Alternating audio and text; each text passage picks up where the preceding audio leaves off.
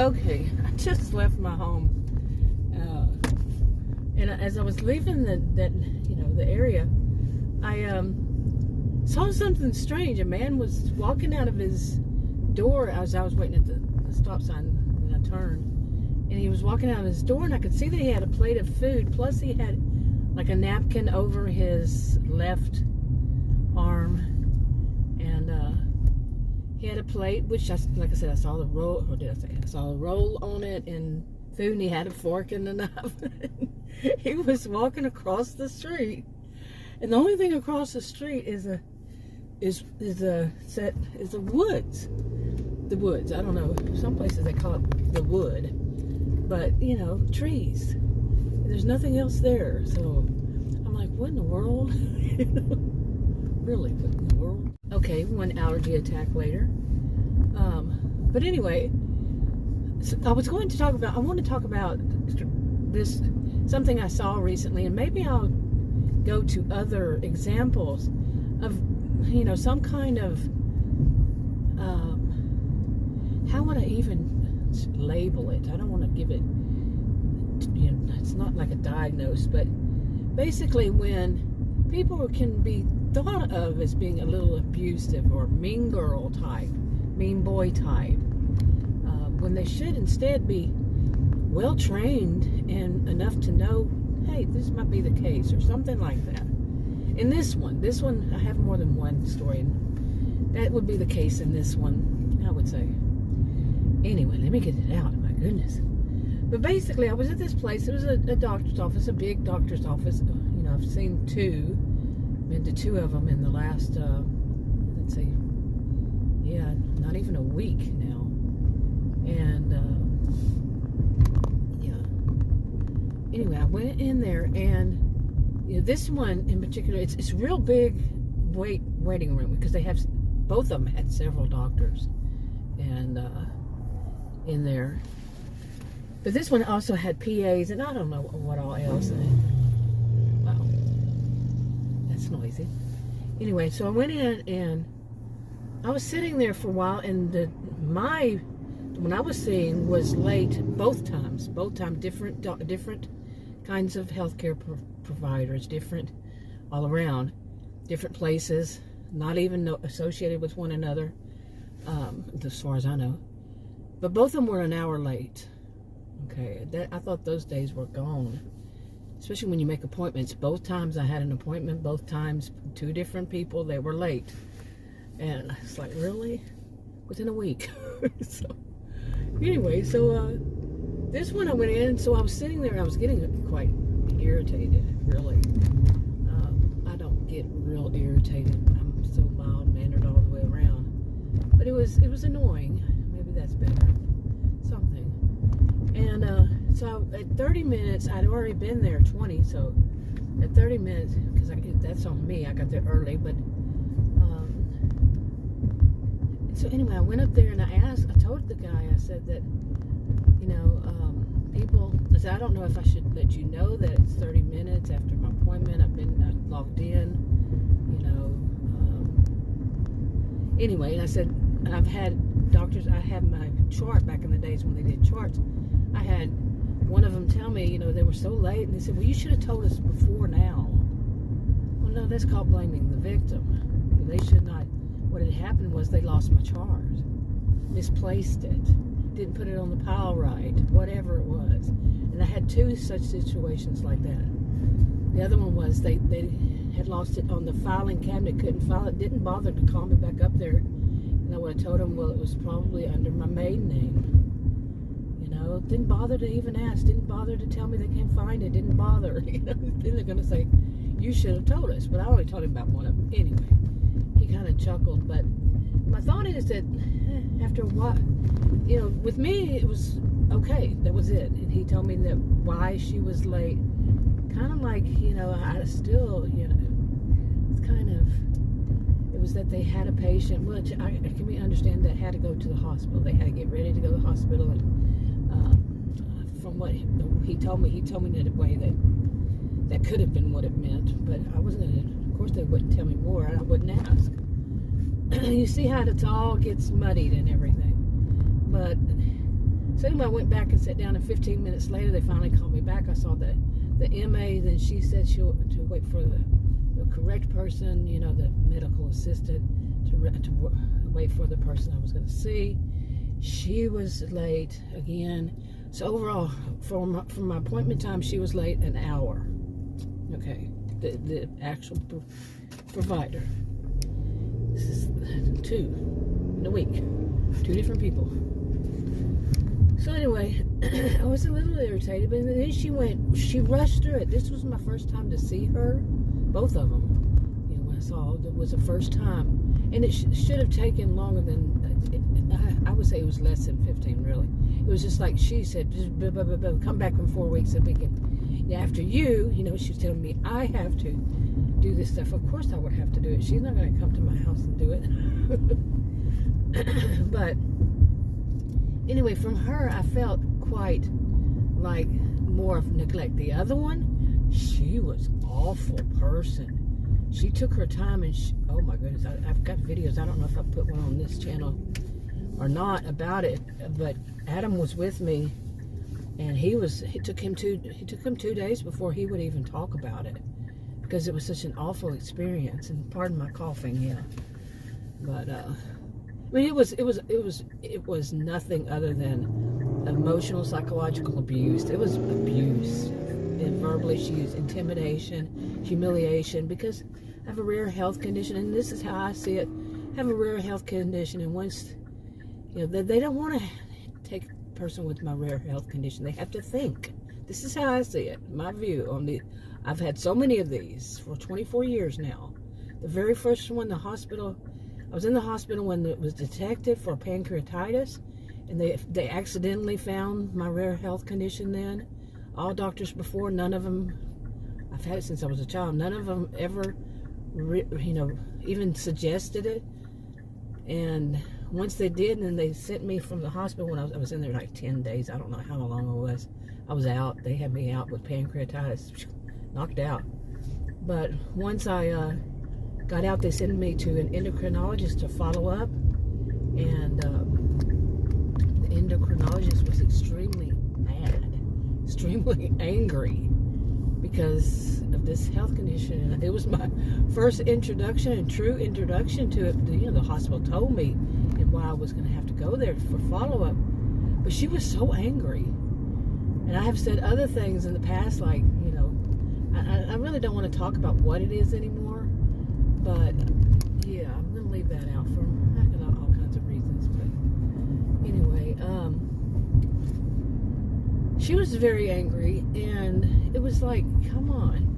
You know, and all these years later, as time and time again, once I tell them, either they totally ignore it and don't want to talk about it, or they become mean people. These supposed professionals, whatever level of healthcare provider it is, they become very mean. So, in my, what my degrees are in, I can figure it out, but it took time, because, I mean, I'm not going to a new doctor like this 2 in a row to figure it out before, but yeah, over time, and the way I see it, as time went by, and different ones seeing different ones, it's all because of their own self-interest, and that they would have, like one of them, from everything that was going on and how it evolved and all that, he was having to study it. You know, he had to go back and start studying it, the situation, the case, that kind of rare health condition, and it's, so on and so forth. And this one, she just wasn't going to mess. She told me it just makes everything so much difficult for her, because she actually, she didn't say this part, but it makes it difficult for her because she has to think, okay, to do the whatever she called my health plan, whatever, and so she just became a big bully. Okay, where was it? There was a school zone there, but anyway, she became a big bully. And then this one, she's nice. I've read her reviews. They're really nice reviews. They complain about what other doctors, people leave reviews, complain about what other people have done, in the healthcare. So I knew I wasn't alone. It's not a just have one person, is my experience. They have to often have more. And it's not a, what is the word I'm looking for, the term I'm looking for? It's not just one case, whatever. But anyway, I'm exhausted by it. I am. I'm exhausted by it. But this one, the more recent one, the nice one, like I was saying, she just, I don't even think she knows, because she went, it's just abuse. When it all comes around to it, she was neglectful because of her own self-interest. She was, it's not her fault that the patient was that sick that she had to do, all that she had to do, but it wasn't mine either. And she shouldn't have cut into my time. And then I have to come back in 4 weeks. She said she found a good excuse, come back in 4 weeks after I've done this insulin thing. Okay, yeah, whatever. They're always finding an excuse. Or it's just, usually they're just mean and hateful, honestly. You would not believe how mean and hateful. But anyway, that wasn't the story I was going to tell, but it gave some background here. It's a new video each time. But the story I was going to tell was while I was in there in that big office, the big waiting room area, this man came. He was probably around my age. I'm 60. And he had an accent, and it's fairly common. People from a certain country, they're very common here where I live. It's very common. And I could tell from things I've picked up over many, many years. I usually am around people from other countries, from across the globe. And anyway, so he come in, and I ride the fence on some of this, or I see some of it one way, some of it another way. I can see more than one direction, one way on all of it. But he walked in, and he walked up to the window or whatever, and I was faced that way where I was sitting, and he walked up to it, and the woman, it was a guy, I don't remember which one. There was a guy and a woman both sitting there next to one another, and they have you sign in on one of these, what are they? I don't know, not a kiosk, but some handheld thing. I don't know what you call it. I've seen big ones, I've seen little ones, whatever. But they don't have you sign in if you've already been there. If it's your first visit, that's what you do. And so he was handed one. He was told, I wasn't paying attention the whole time, but at first, but then he started talking really loud, and I think everybody in there, he wasn't feeling well, but that's no excuse to take it out on somebody else. And to become, so hostile about it and yelling, raised his voice, not yelling really, but raised his voice so high that everybody in there, it's a big one, could hear him, okay? So I ride the fence on this, and I do know that sometimes when people are really ill, they or sick, which is it, they're not as much in control. Some people, some are, some aren't, These allergy attacks, I'm telling you. Anyway, so, but some of the things he was saying, I get it, I do get it. Sometimes some of us might have that kind of thought, and we want to say it, but we don't, and some do. See, like I said, I'm gonna go back and forth on each alternative, because, yeah. Now, the thing about the staff is they should have been, they were real not, they seemed more of disinterested in him. He basically did throw a bit of a temper tantrum, and they were calm, but kind of more like they learned just not to react, which I would say is good, but at the same time not, because they should have been thinking about why was he doing this. I figured it out right away. I could be wrong, but yeah, I could be wrong, but I don't think so. Honestly, I don't think so. And I don't think they really considered it until quite a bit had happened. Anyway, he went up there, and he had, like I said, an accent, and I understand that, English would be his second language. Maybe he knows more. Do they know more than one language? And that's important. He knows more than one. And so they told him to, they gave him that thing, whatever that sign-in thing, you put all your stuff in there, and they had to fix it or something, and the guy, I think it was the guy, handed it to him, and he turned around, and the patient, and then he went back, he said, he walked a few minutes, he goes, he went back, and then he went to the woman, he said, can you help me? To the woman, and the guy's sitting right next to her that works there, and he says, this machine does not work. And that's immediately I figured out what it was. The machine works, okay? And she was, the guy handed it to her, the guy had handed one to her or something to her, and not the guy, but not the patient, but the guy that worked there. And it was just the whole scene. I'm not making a good story here, but the whole scene, I could tell. When he brought it back and he said, it doesn't work, can you help me? But he was throwing a temper tantrum. He said, there are so many other doctors in Dallas, and I can go to so many other ones, but you people here, you cause me problem. I could go and call right now and go somewhere else. Haven't we all wanted to say something like that when they're treating you not right? They weren't really treating him wrong, but they really weren't treating him right either. Because when the man said that it's not working, immediately they should understand he can't read English. How difficult would that be to jump to that assumption? If he's saying it's not, the machine's not working, and this is causing him problems, he just wants to be seen by the doctor. Okay? Figure it out immediately. You should be trained enough to say, okay, if somebody's saying they can't fill it out for whatever reason, it's because they can't read English.